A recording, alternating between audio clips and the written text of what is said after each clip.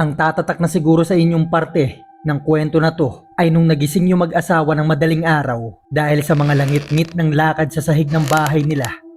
Sa kilabot nilang nakakita sila ng dalawang mukhang magkapatong na nakasilip sa pintuan ng kwarto nila. Walang emosyon yung mga mukha na to. Hindi ito nakasimangot, hindi nakangiti. Basta't nakatitig lang ito sa kanila, pero makalipas ang ilang segundo ay unti-unting umatras yung dalawang mukha na to sa dilim. Sabay sila nakarinig ng mga takbuhan. At dahil sa hindi maipaliwanag na karanasan nila na to, ay napilitan na silang humingi ng tulong sa mga doktor.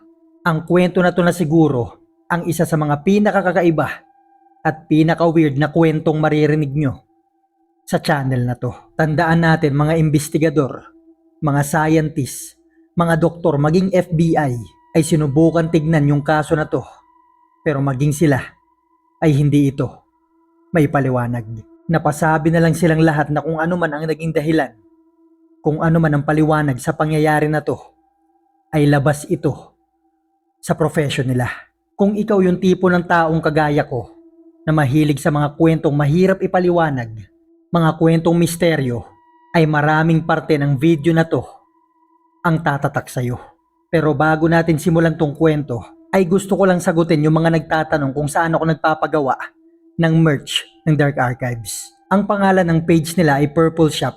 Mga kakilala natin yung may-ari ng shop na yan. Ang mga design nila ay puro mga BTS at saka SB19. Meron silang t-shirt, sweatshirt, tsaka hoodies. Kaya kung o-order kayo ng merch natin, pwedeng sa kanila na kayo mismo mag-chat. Bihira lang ako mag-promote ng ibang page dito sa Dark Archives. Kaya kung hindi naman makakaabala sa inyo ay bisitahin nyo yung page nila. Mag-follow kayo at suportahan natin yung mga negosyong nagsisimula pa lang. Hindi man ako bayad sa promotion na to, pero may discount naman ako sa mga sweatshirt nila. At kung kagaya kitang mahilig makinig sa mga ganitong uri ng kwento, mga horror, mystery, mga solved at unsolved cases, ay ilike mo na tong video na to and don't forget to subscribe. Simulan na natin ang kwento.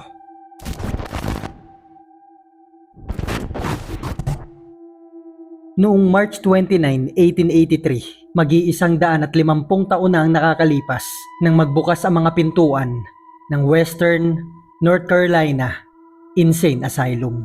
Ang estado ng North Carolina ay nagpasya na magbukas ng isang psychiatric hospital dahil yung isa sa mga asylum nila ay hindi na kinakaya yung dami ng mga pasyente. Ang Western North Carolina Insane Asylum ay meron lang kapasidad na humawak ng 100 pasyente. Ang unang naging pasyente dito ay isang doktor at makalipas lang ang 2 taon ay halos naging 300 na ang mga pasyente dito. Kaya naman yung mga nurse dito, mga doktor, mga tagalinis ay halos hindi na nagpapahinga. Wala silang day off at mahigit sa 12 oras silang nagtatrabaho. Pero hindi pa yan ang pinaka malala. Makalipas ang ilang dekada noong 1920, umabot na ang bilang ng mga pasyente sa libo-libo. Bawat isang doktor ay 300 mga pasyente ang binabantayan. At paglipas ulit ng isa pang dekada, umabot na ito sa 500 bawat isang mga doktor. Isipin na lang natin kung gaano naging kalala ang sitwasyon ng ospital, kung gaano ito kadumi, kung paano sila nagsisiksikan, at kung paano pa nagtatrabaho dito yung mga doktor at mga nurse. Kaya't hindi nakatakataka kung gaano karaming mga pasyente ang namamatay dito sa bawat buwan. At kapag may namatay na pasyente dito at hindi kayang tustusan ng pamilya yung pagpapalibing, ay yung ospital na rin ang gumagastos. Dahil may sariling sementeryo itong mental asylum, na sa sobrang daming mga pasyenteng namamatay dito sa araw-araw, kapag hindi nila alam kung anong pangalan ng pasyente na to, ay nilalagyan na lang nila ng number. Parehong number kung anong number nito bilang pasyente nung nabubuhay pa sila. At dahil sa lala ng kasaysayan ng asylum na to ay hindi naiiwasan ang mga nakakakilabot na mga kwento dito ng mga pasyente, ng mga nagtatrabaho dito, ng mga nurse at ng mga doktor. Yung iba ay may nakikita daw silang babaeng tumatalon sa bintana, pero pag tinignan nila sa labas ay wala namang bangkay dito. May nagsasabing may umiiyak daw sa isang kwarto pero wala namang tao. May isa pang pangyayari dito na yung isa sa mga pasyente ay pinagsasaksak yung isa sa mga nurse. Meron din mga pasyenteng kinukuha yung mga buhay nila, maging yung ilan sa mga nagtrabaho dito. Pero may isang natatanging kwento na nangyari sa ospital na to. Kwentong hanggang ngayon ay pinipilit pa rin pag-usapan. Dahil kung ano man nangyari dito nung madaling araw ng April 12, 1962, hanggang ngayon ay hindi pa rin nahahanapan ng kasagutan. Ito ay nung may na-admit ditong kambal na babae. Noong September 1951 ay tinutulungan ni Adolphus yung dalawa niyang babaeng anak na kambal na nag-aayos ng mga gamit na mga to. 21 taong gulang na yung kambal niyang anak. Nag-aayos yung mga to ng mga gamit dahil magtatrabaho sila sa isang tobacco company at lilipat na sila sa isang boarding house na malapit doon sa company. Ang mga pangalan ng kambal na to ay sina Bobby Jean Eller at si Betty Jo Eller. Para sa kanilang dalawa ay exciting yung parte na to ng buhay nila. Dahil sa buong buhay nila ay hindi pa sila nalayo sa bahay ng pamilya nila. Bagaman nakakalungkot, pero inasahan na nilang darating yung araw na yon. Bukod pa dyan ay napag-usapan din naman ng pamilya nila na uuwi sila tuwing Biyernes ng gabi at babalik na lang sa trabaho tuwing Linggo ng umaga. Yung tatay nilang si Adolphus ay isang pastor sa local church nila. Habang silang dalawa naman ay kumakanta dun sa church. Kaya naman sa paglipat nila na to ay malaking pagbabago ito sa buhay nila. Ang iniisip naman nilang dalawa, basta't kasama ko yung kambal ko, ay alam kong magiging okay ako. Si Bobby Jean at si Betty Jo ay pinanganak noong August 19, 1930. Tatlo sana sila nun, kaso nga lang yung lalaki na may pangalang Billy ay namatay din agad pagkapanganak. Sa paglaki ni Bobby at ni Betty ay may napansin yung mga tao sa kanilang dalawa. Nakakaiba. Bagaman kambal nga sila o identical twin, magkamukhang magkamuka, yung mga bagay na ginagawa nila ay parehas na parehas. Na tipong nasasabi na nung ibang tao na hindi ito normal. Bukod sa parehas sila ng pananamit, parehas sila ng ayos ng buhok, kulay ng ipit, kulay ng sapatos, pati mismo yung mga bagay na ginagawa nila at saan sila magpunta ay ginagawa nila to ng sabay. Parehas din sila ng tipo ng pagsasalita, body language, pag-uugali, talino. Kaya naman parehas din sila ng grade sa school. Kaya nasabi ng mga tao na parang may kakaiba dito sa kambal dahil sa paglaki nila ay may pagkakapareha sila na dapat ay hindi nakokopya ng isa't isa. Kasama na dyan yung pagkakaroon ng mga sugat ni Bobby sa mga daliri niya. Kagulat-gulat na nagkaroon din ito si Betty. Isang beses naman ay sumakit yung ngipin ni Betty. Nakakapagtakang ganun din yung naramdaman ni Bobby, na para bang iisa silang tao sa dalawang magkaibang katawan. Nung nag-high school naman sila ay nagsimulang lumabo yung mga paningin ni Bobby, kaya naman napilitan siyang magpasalamin. Si Betty naman, kahit hindi malabo yung mga mata niya, ay pinilit niyang magkaroon ng parehong salamin. Sa paglaki nila, dahil pastor nga yung tatay nilang si Adolphus, ay naging palakaibigan yung kambal. Hilig nilang gumala, napakarami nilang kaibigan, pag lumalabas ang daming sumusundo sa kanila, tuwing kumakain, maingay, harutan, mga bagay na normal sa mga kabataan, lalo na noong mga taon na yon. At hanggang dumating na nga nung September 1951, nung nagpasya na sila magtrabahong parehas sa parehong company at parehong lumipat sa parehong dorm room, kaya magkasama pa rin sila. Nakakalungkot man ito para sa tatay nilang si Adolphus. Sa kabilang banda naman ay proud na proud siya dahil ngayon ay magsisimula na magtrabaho. Yung kambal niyang hanggang sa taon na yun ay tinuturing niya pa rin mga baby niya. Bagaman napapaisip siya na mas maganda sana kung magkakaroon ng magkaibang direksyon yung buhay nila. Pero naisip niyang bata pa naman yung mga to, magkakaroon pa rin sila ng iba pang mga oportunidad sa kani-kanilang mga buhay. At nung hinatid na nga ni Adolphus yung mga anak niya sa dorm ng mga to, ay kitang-kita niya kung gaano ka-excited yung kambal. Alam niya kasing magtutulungan yung mga to at magiging maayos silang dalawa. Kaya naman nagpaalam na si Adolphus at nagsimula na siyang bumiyahe pauwi. Hanggang sa paglipas ng 2 taon, Biyernes ng gabi, nag-aayos si Adolphus maging yung asawa niya ng kakainin nila nung gabi na yon. Hanggang sa nagsimula sila makarinig ng mga katok sa pintuan. Halos tumakbo na si Adolphus papunta sa pintuan para pagbuksan to dahil Biyernes nga ng gabi Tuwing Biyernes ng gabi ay umuuwi yung dalawa niyang anak, si Bobby at si Betty. Pero sa pagtataka ni Adolphus, pagbukas niya ng pinto, si Bobby lang yung nakita niya. Kaya nagtanong kaagad siya nasan si Betty, nasa kotse pa ba siya, may binili ba siya, susunod ba siya. At habang nagtatanong si Adolphus, napansin niya rin na napakaraming dalang gamit ni Bobby. Hindi niya rin maiwasang mapansin na malungkot yung mukha nito. Kaya naman huminahon si Adolphus at tinanong niya si Bobby kung okay ka lang ba, anong nangyari. Ang sabi ni Bobby sa kanya, hindi na daw siya masaya sa trabaho niya, para na daw siyang pinaparusahan tuwing pumapasok siya. Kaya naman, nag-resign na siya. Balak niya daw ulit na dito muna tumira. Sa kabilang banda naman, idinagdag pa ni Bobby na si Betty, masaya naman siya sa trabaho niya, mukhang okay naman daw siya doon at hindi daw siya magre-resign. Doon pa rin daw siya titira sa boarding house at uuwi-uwi na lang siya pagkaya niya. Noong mga oras na to ay nagkatitigan si Adolphus at yung asawa niya. Dahil isa itong malaking pagbabago sa pag-uugali ng dalawa. Dahil yung paghihiwalay ng tirahan ay ugaling hindi nila tinaglay mula nung pinanganak sila. Ano mang gawin ng isa ay ginagawa ng isa. Saan man magpunta yung isa ay nandun din yung kambal niya.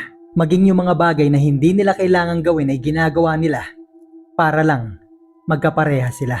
Kaya naging kagulat-gulat ito kay Adolphus dahil sa unang pagkakataon ay napagdesisyonan nilang maghiwalay. Kaya naman nagtanong na lang ulit sila kay Bobby kung pupunta ba siya ngayon, pupunta ba siya bukas gaya ng ginagawa niyo linggo-linggo. Pero ang sabi ni Bobby ay hindi daw makakauwi si Betty. Bagaman naguguluhan sila Adolphus, natural tinulungan niya na ito maghakot ng gamit papasok ng bahay at inaya na nila tong kumain. Pero ang sabi ni Bobby, wala daw siyang gana, hindi daw siya kakain at nagsimula na itong maglakad papaakyat ng hagdan papunta sa kwarto nila magkapatid nung lumalaki na sila. Pagpasok ni Bobby ng mga gamit niya dun sa kwarto ay isinarado niya na yung pinto at hindi na siya ulit lumabas. Sa paglipas ng ilang mga araw ay hindi pa masyado nag-aalala si Adolphus at yung asawa niya. Inisip nila baka gusto lang nito magpahinga dahil sobrang bihira talaga nitong lumabas sa kwarto niya. Puwera na lang pagkakain, maliligo, bukod sa mga bagay na yan ay hindi na siya lumalabas. Literal na halos buong araw ay nasa loob lang ito ng kwarto niya. Hindi ito nakipagkwentuhan sa magulang niya kung anong kinaayawan niya sa trabaho niya. May kaaway ba siya dito? Nagsawa lang ba siya? Tinamad lang ba siya? Ni magkwento ito kung anong balak niya sa mga susunod na taon. Hindi rin ito nagkwento kung ano na pag-usapan nila ni Betty, kung hanggang kailan ba gusto ni Betty doon, tuwing kailan ito uuwi, ay hindi narinig nila Adolphus. Hindi rin ito pumupunta sa mga dati nilang kaibigan, basta't nakakulong lang talaga ito sa sarado niyang kwarto. Walang gana ito makipag-usap kahit kanino. At tumagal ito ng ilang linggo, ilang buwan, hanggang sa mahigit sa 2 taon. Pero may mga pagkakataon na bumabalik si Bobby sa pagiging maingay, makulit, palakwento, gaya ng dati. Ito ay tuwing umuuwi si Betty sa kanila, tuwing Sabado at Linggo. Dito ay makikita mo si Bobby na nakikipagtawanan kay Betty, nakikipagbiruan at nakikipag-asaran sa mga magulang niya, kagaya ng araw-araw nilang ginagawa dati. Pero sa segundong umalis si Betty sa bahay na yon para bumalik sa trabaho niya, si Bobby ay babalik din sa pagkukulong nito sa kwarto niya. Para kay Adolphus at para sa asawa niya, alam nilang dalawa na darating yung punto na maghihiwalay din ng buhay itong kambal. Pero sa punto na yon ay nakikita nila na si Betty ay okay naman sa trabaho niya, namumuhay ito ng malayo at mag-isa. Mukhang maayos naman yung buhay nito. Sa kabilang banda naman, si Bobby ay mukhang hindi kayang mabuhay na malayo sa kambal niya. Nag-iisip sila Adolphus kung ano bang dapat nilang gawin. Dapat bang ikuha nila yung dalawa ng sarili nilang bahay para palagi sila magkasama? Dahil kapag nagtuloy-tuloy ito, hindi ito magiging maganda para kay Bobby. At nung mga panahon nag-iisip na silang mag-asawa ng paraan kung paano ulit nila pagsasamahin yung magkapatid, isang araw ng Biyernes ay nagulat sila nung umuwi si Betty ay dala-dala na nito yung mga gamit niya. Bigla na lang itong nagsabi na nag-resign na rin daw siya, hindi na siya masaya dito, at dito na daw muna siya titira. Nung una nagulat sila Adolphus Dahil nitong mga nakaraang linggo lang ay nagkikwento pa ito ng mga nakakatawa niyang karanasan sa trabaho. Mukhang masaya naman ito dito tapos ngayon ay parang hindi na daw siya masaya. Sa kabilang banda naman ay natuwa sila Adolphus dahil magkakasama na ulit yung kambal. Magiging okay na ulit si Bobby, nandito na yung kambal niya, magiging maingay na ulit sila, magiging makulit, magiging palakaibigan, at magiging maingay yung bahay. Ang kaso nga lang, hindi ganito yung nangyari. Bagaman bumalik nga sa dati yung dalawa na palagi sila magkasama, pero lalong naging malalato. Nung unang mga araw pa lang mula nung umuwi si Betty, ay napansin na ni Adolphus na palagi nga magkasama yung dalawa. Ang kaso nga lang, hindi na kagaya nung normal na gaya ng dati. Dahil ultimo paglalakad pababa ng hagdan, pagpunta ng CR, ay magkatabi sila sa paglakad at sabay din sila kung humakbang. Yung mga mukha ng mga to ay walang emosyon basta't nakadiretso lang ang tingin. Pag aakyat man ng hagdan, ay pareho din yung ginagawa ng mga to.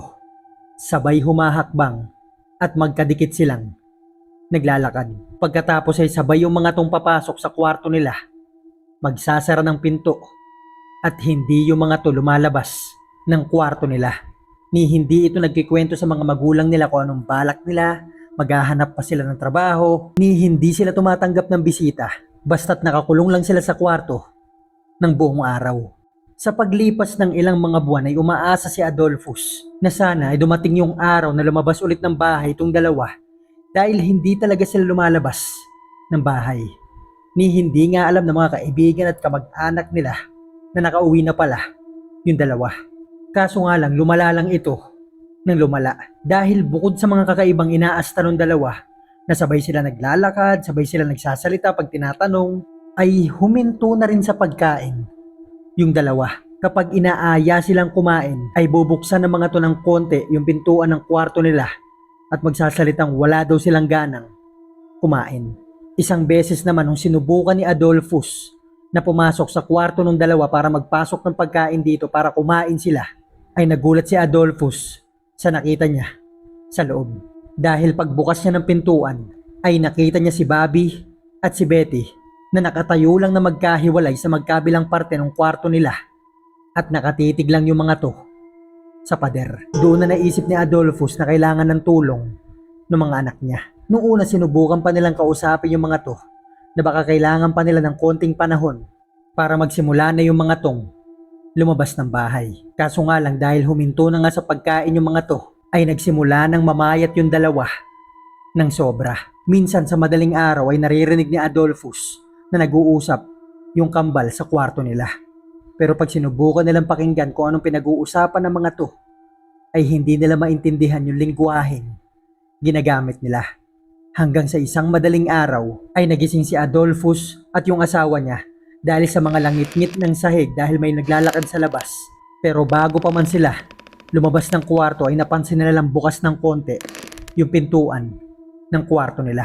At sa babang parte ng pintuan, sa gulat at kilabot nila ay nakakita sila ng dalawang ulong magkapatong na nakapasok sa kwarto nila. Makalipas ang ilang segundo ay biglang nawala yung mga ulo na to at nagsimula sila makarinig ng mga takbuhan sa hagdan. Sigurado si Adolphus sa nakita niya. Sigurado siyang kay Bobby at kay Betty, yung dalawang ulo na yon. Pero naisip niyang bakit magkapatong yung dalawa at nakapasok yung mga ulo nila sa kwarto namin. Bagay na nagtulak sa kanila na humingi na ng tulong sa mga professionals. Naisip nilang kailangan na ng tulong ng dalawa. Dinala nila ngayon si Bobby at si Betty sa mga psychiatrist. Ilang mga doktor ang nilapitan nila, pero iisa ang konklusyon ng mga to. Sabi ng mga doktor ay may schizophrenia yung dalawa. Isang seryosong uri ng sakit sa pag-iisip. Ang sakit na to ay nakakaapekto kung paano tayo mag-isip, anong nararamdaman natin at kung paano tayo kumilos. Uri ng sakit na noon, noong mga taong 1960s, ay hindi pa masyadong nauunawaan. Ang ginawa ng mga doktor ay niresetahan nila ng mga gamot yung dalawa.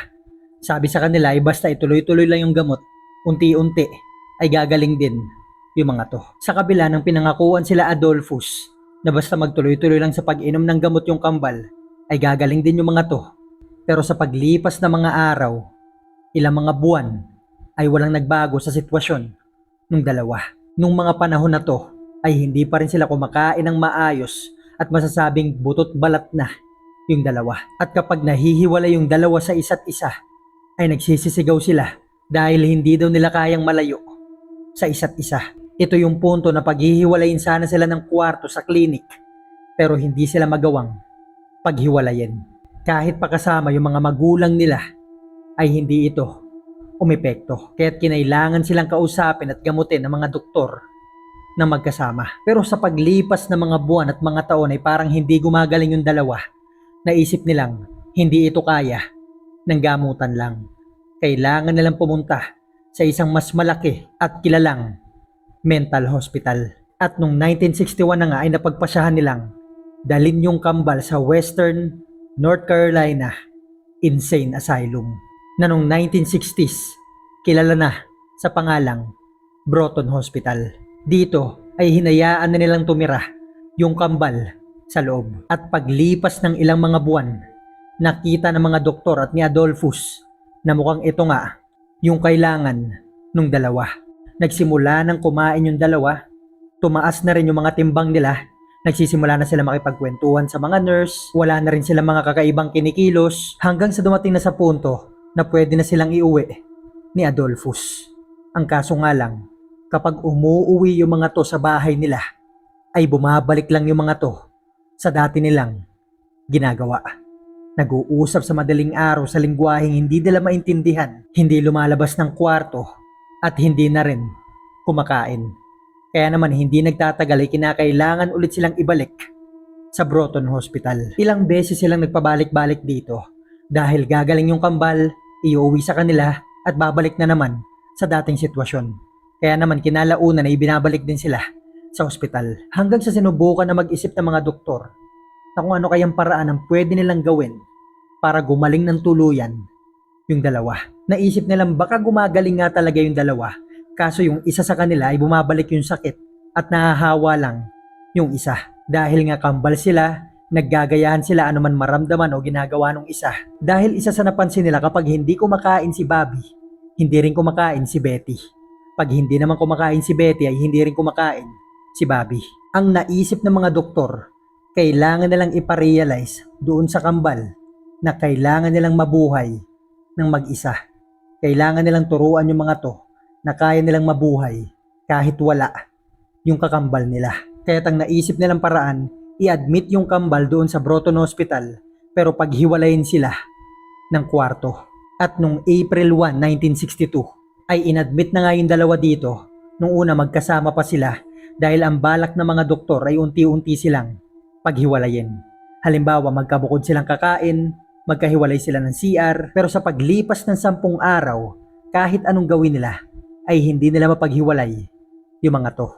At hanggang nung April 11, si Adolphus ay nasa Broughton Hospital ng mga araw na to at kinakausap siya ng mga doktor at sinabi sa kanya na pepuwersahin na yung dalawang paghiwalayin ng kwarto. Si Betty ay iiwan sa Ward 8 habang si Bobby naman ay ililipat sa Ward 12. Ilang kwarto ang pagitan nila sa isa't isa.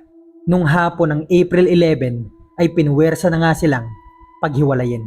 Nahirapan man yung mga nurse na gawin ito pero kinalaunan ay nailipat din nila si Bobby. Iyak ng iyak yung dalawa. Nagsisisigaw yung mga to. Nananakit sila at nung napaghiwalay na sila ay nag-iiba-iba yung emosyon nila. Nung una umiiyak, kasunod ay magagalit, tapos nakikiusap, pero pinapabayaan lang sila ng mga nurse.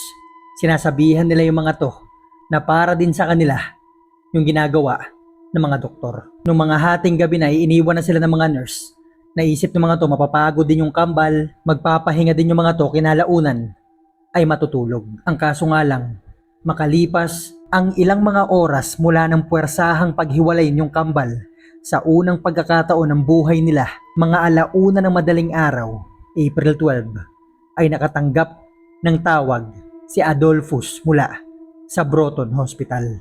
Nung una, nagulat si Adolphus dahil alauna ng madaling araw ay nakatanggap sila ng tawag sa bahay.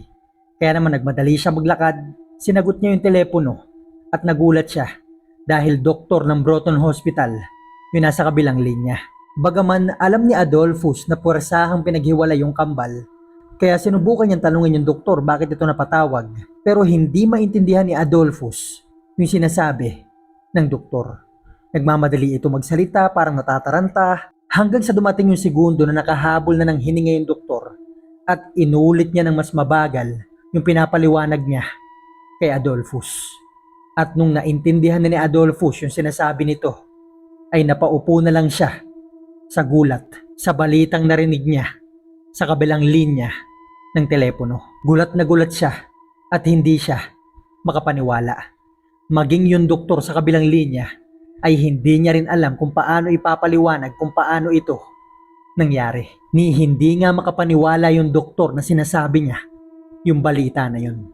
Matapos nito, sa paglipas ng ilang mga araw yung mga doktor ng Broton Hospital ay sinusubukang maghanap ng paliwanag kung paano ito nangyari. Sinubukan nilang humingi ng tulong sa mga kakilala nilang scientists, pero maging yung mga to ay hindi makahanap ng scientific explanation sa kakaibang pangyayari na to.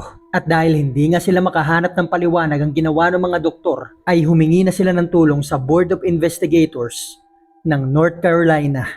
Pero maging yung mga to ay hindi rin nila ito mabigyan ng paliwanag.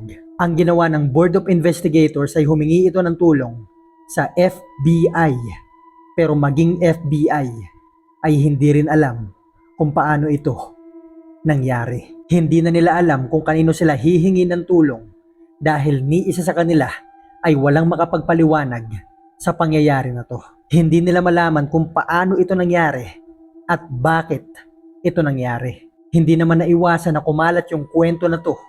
Naging laman ito ng mga dyaryo, ng mga radyo, at naging usap-usapan din ito maging sa mga kalapit na bansa ng Amerika. At yung mga taong nakabasa at nakarinig ng kwento na to ay unti-unti nang nakabuo ng teorya na sa tingin nila ang paliwanag sa mga nangyari pagkatapos paghiwalayin tong kambal ay bagay na hindi kayang ipaliwanag ng siyensya.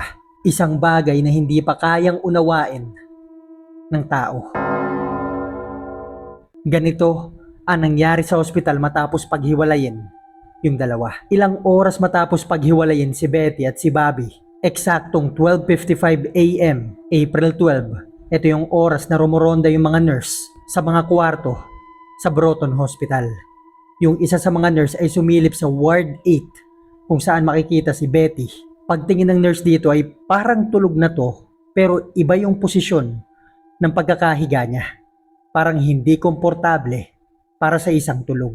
Kaya't ang ginawa niya ay pumasok siya sa loob para ayusin yung katawan nito. At dito lang na-realize nung nurse na wala na palang buhay o patay na si Betty. Nataranta siya at humingi siya kaagad ng tulong sa mga doktor at mga nurse. At dito ay nakumpirma nga nila na patay na nga to. Ang ginawa nila ay sinubukan nilang puntahan yung Ward 12 kung nasaan si Bobby. At dito, napansin nilang kakaiba rin yung itsura ng pagkakahiga nito.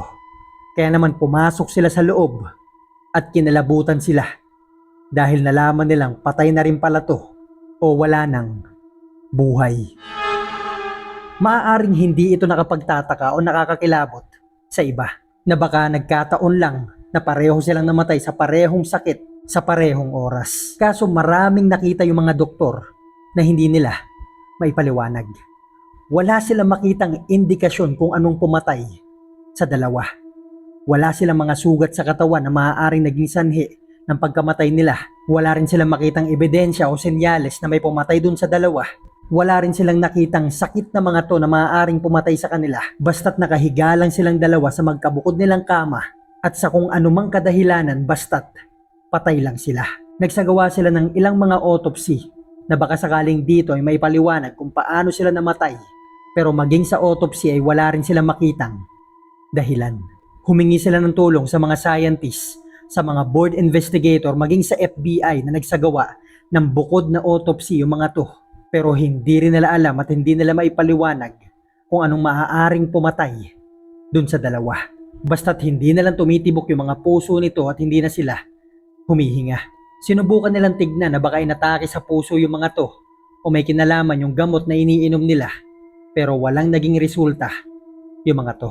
Kung kani-kanino na sila nagtanong at humingi ng opinyon, pero wala silang nakuhang rational o logical na explanation. Basta't namatay lang tong kambal sa parehong oras. Pero ang isa sa mga pinaka nakakakilabot at misteryosong detalye ng kwento nitong dalawa ay yung posisyon ng pagkakahiga nila bago sila mamatay.